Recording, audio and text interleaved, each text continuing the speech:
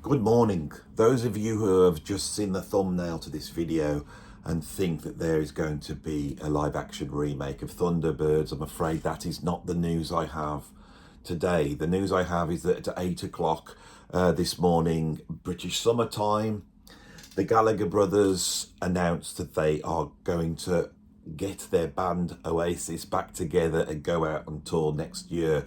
They're going to be doing a number of dates, and there could be some dates in Europe. They have announced they're not going to be playing Glastonbury, but they will be playing a number of, I assume, big stadiums across the country. And this will not be televised, so you have to go and buy tickets to go and see this. The newspapers are touting them as the most important band of the last 40 years. I wasn't going to say anything about it, but actually yesterday I had a phone call from the BBC and I spoke on a local radio station, actually BBC Stoke, about the possibility that this would happen. And later on today, the BBC are calling me up to go across a wider range to discuss it again. So I started to get my thoughts together about what I'm going to say. And I thought, well, if we're going to do that, I may as well come on here. But you might be saying, well, why come and ask you, Andy? What do you know about it? You only know about prog and jazz. I wouldn't have taken you for an Oasis fan. But surprisingly, I have some affection for Oasis, and I'll tell you why. Because there's two little known facts about me that you probably don't know. The first is that for about 2 years, I made my living by playing in an Oasis tribute band. I travelled around the country playing all of their songs. When I joined that band, I wasn't particularly a fan, but playing their songs night after night, I started to realise what the attraction is, especially seeing the fans turning up and seeing how much they love this band. I started to understand what the attraction was with Oasis, and I'm going to try and put it across on this video in a minute. But another fact you probably don't know about me is the fact that when their first drummer left after the first album, who I think was called something like Tony Carruthers, which is a good English name, I like that.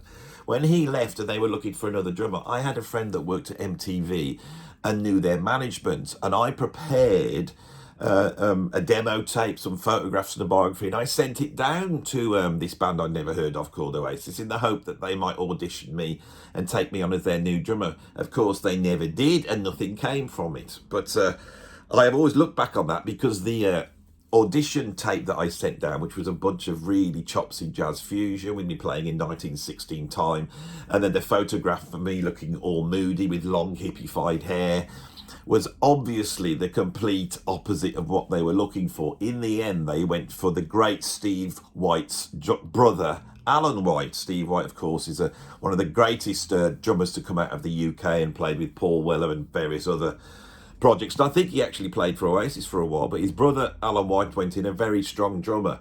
Every band has to have a good drummer. I'm actually getting messages coming in right now from the BBC because I think they want me to make sure I've got, some facts straight. I don't know. They've obviously got an agenda. Everybody's got an agenda, and that's the point here. Oasis emerged in the mid-90s. They came out of the sort of Britpop world. Now, the Britpop world was actually a lot of posher people. Jarvis Cocker always seemed quite posh, although he did sing about the working classes, and maybe he was working class. Blur definitely wasn't working class, but there was something about Oasis that reached across to the working classes here. At that time, before that, we'd had some incredible bands emerge that had almost done the same thing. I'm really thinking of the Happy Mondays and Stone Roses. And then there was a bunch of indie bands in the early 90s. And one of those bands was a band called Chapter House. And Chapter House was another band that I tried to get an audition with. And were actually managed by the same management company. These bands were sort of interesting because they'd taken indie rock that had been a big thing in the 1980s here in the UK. And then they slammed into the sort of dance music rave scene that was happening at the time.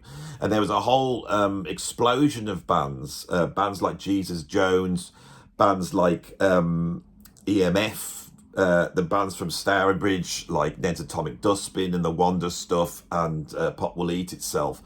And I am very close friends with some of the members of EMF, Pop Will Eat Itself, and Ned's Atomic Dustbin. Well, I'm very good friends with John Penny from Ned's Atomic Dustbin, and one of my best friends is the drummer from EMF, and I'm acquainted with members of Popular Eat itself.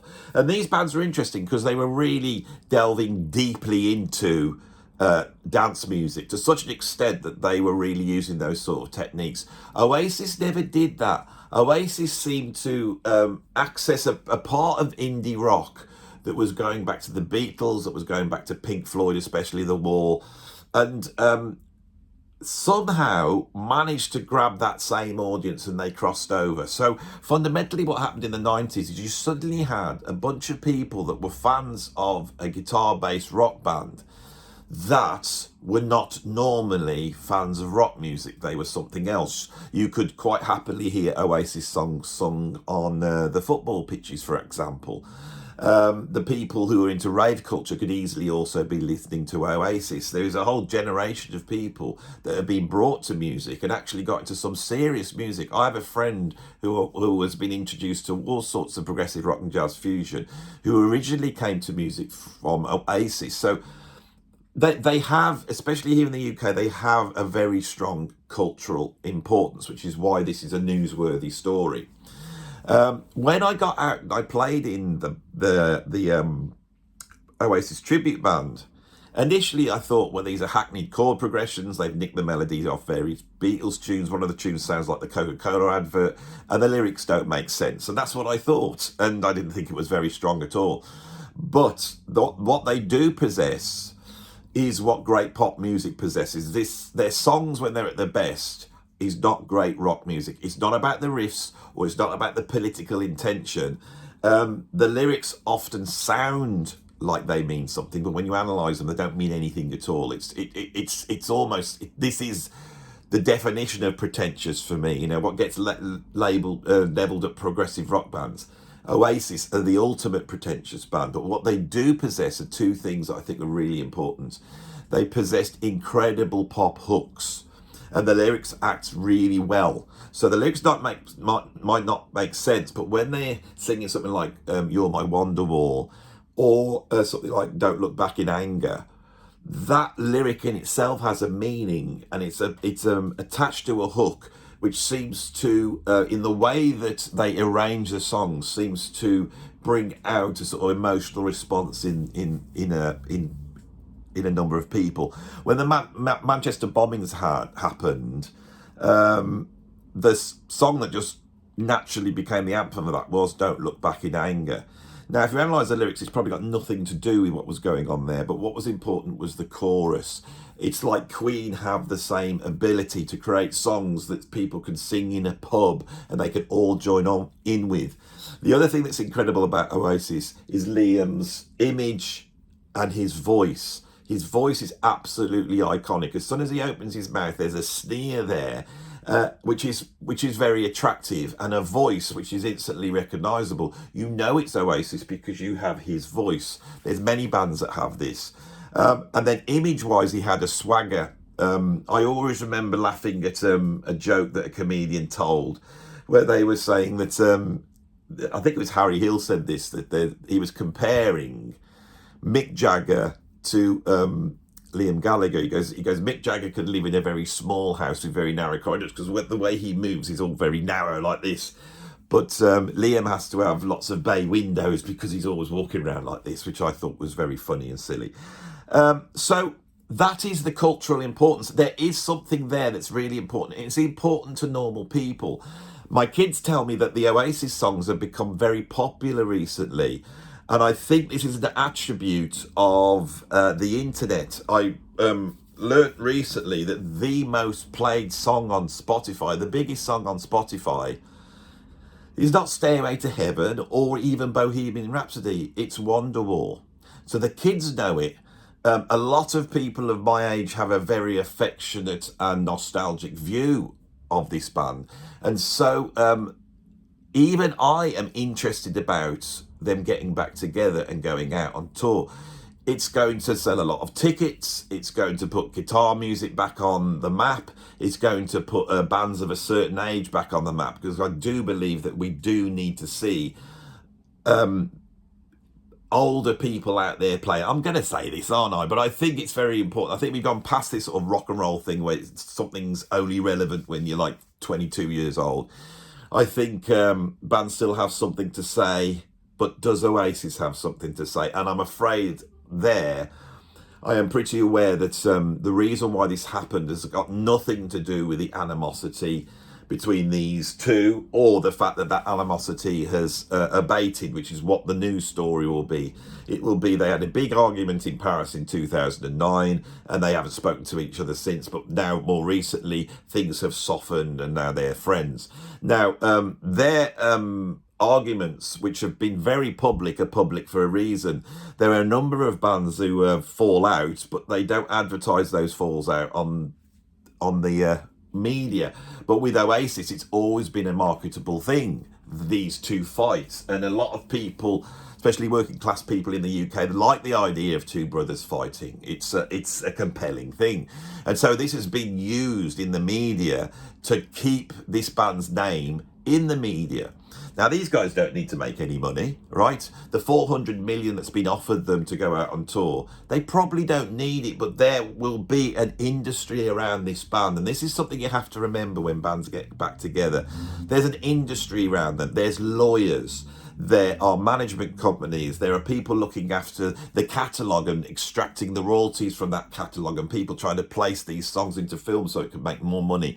Plus, these guys will have family. They will have kids. They may have like grandkids. They may have all sorts of relatives all around the, the country that they will want to make sure have a long-lasting legacy after they're gone. So they can raise literally hundreds of millions and stick it in the bank. None of their offspring will ever have to work again, and they can live forever in large houses doing whatever they want. And they might even become media celebrities themselves, because there's usually the types that do. And this is the world we're looking at. The reason why these have got back together is because of money. Offers will have been made the whole time. Their management company and themselves would be getting together. These guys have not been able to manage Oasis Incorporated without talking to each other. I just don't believe it. Right, I'm sure they've had falls out, but I do not believe that a fallout between two brothers would last for 15 years. They know precisely what they're doing. They have had reasonable successful careers in their own rights, and I think that's very good. But the reason why they're coming back is for money. And what's really interesting, it shows how much of the hype is around these two and whether they get on. That the fact that Oasis is a band has not been mentioned, right? Are the other guys coming back? I've only looked at one news article, but what was interesting, I was going, well, who's coming back? And the question for me being a drummer is, as I started with at the beginning of this video, is it going to be Tony Carruthers or whatever his name is? I hope I got his name right, because I haven't done any research. It's just come on, and this is my Oasis knowledge as I have it now. Is it going to be the original drummer, or is it going to be Alan White? Which one's going to come forward, and which one would the fans consider being Oasis? Does Bonehead have to be in it, but nobody else? Or does nobody else that played in Oasis matter? If that's the case, it's really odd, because usually when bands get back together, the big thing is that the original lineup gets back together. Do you remember when Duran Duran got back together a few years back? But they hadn't gone away. It's just the band had changed and they had all new players, didn't they? I got Sterling Campbell on drums, was it? Warren Cucurula on guitar. Warren Cucurula from Frank Zappa's band's incredible. But he went so they could bring back the original players. And so normally everyone will be saying, oh my God, they're all getting back together. I haven't seen that mentioned once. That's going to be very interesting. And if it's just these two guys with, say, high-flying birds behind them playing, will there be any sort of outrage? I could imagine there could be if it gets to that point. Of the other guys, like, who maybe have got less money, is it about them and them getting out? It was obviously the case when the Police got back together in 2008 that the other guys needed the money, and it quite famously Stuart Copeland had been nagging Sting saying, I've got no cash, I need to go out and tour. Now there's a band that supposedly had a whole bunch of hatred between themselves, but they do and they don't, and again they release videos of Stuart having a go at Sting on, and they're very funny, because when a band chooses to air these sorts of things in public, it is for marketing purposes. So I don't want to make this a massively long video, but I do want to, capitalize on the fact that people will be going onto YouTube, as I just did. I just went onto YouTube and I thought, oh, I'll go do this BBC interview at 5 o'clock. Let's just Google and see if there's a video on YouTube so I don't have to read. I could just, I could just watch that video.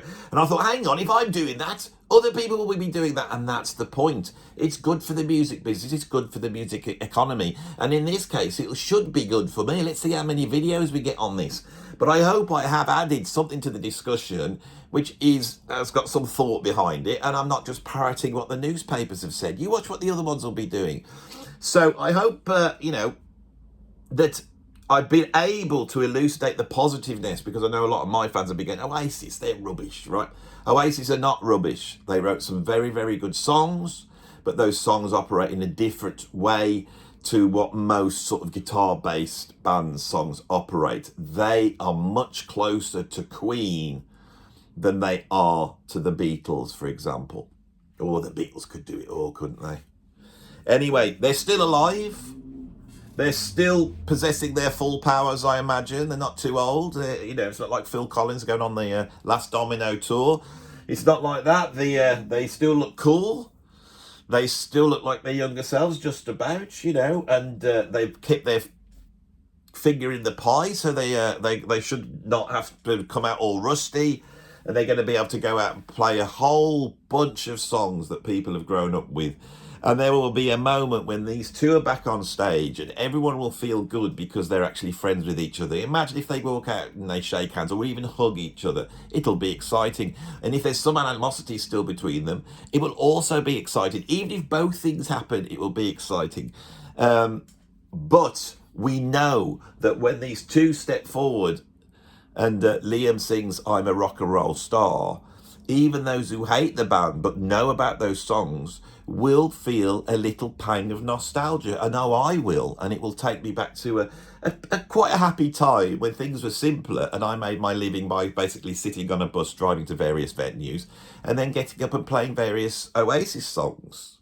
Whilst our lead singer, Ian Alcock, the great Ian Alcock, stomped around the stage with a Union Jack draped over his shoulders. And I remember playing it in Stourbridge once at the River Rooms with my Oasis tribute band, which is called Definitely Might Be. And I'm sure they're still going. So, go and check out Definitely Might Be. And if you go and see them, go up to the guys and remember them to me. But I can remember being in the River Rooms in Stourbridge and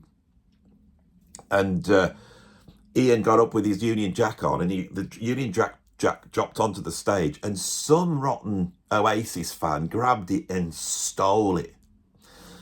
A few months later, we were back there again, and I can remember we were in the middle of a song, and Ian was singing away, singing whatever it was, Champagne Supernova, and then suddenly he stopped singing, and he shouted, "You're the guy that nicked my flag," because he was holding it in the audience, and he was like gesturing to the band, in triumph and sort of, what's the word? Taunting Ian. And Ian leapt off the stage and ran after this guy who ran out of the venue. And he ran down the road, caught up with him, and let us say he got his flag back. We just carried on playing. I think, Noel took over on vocals.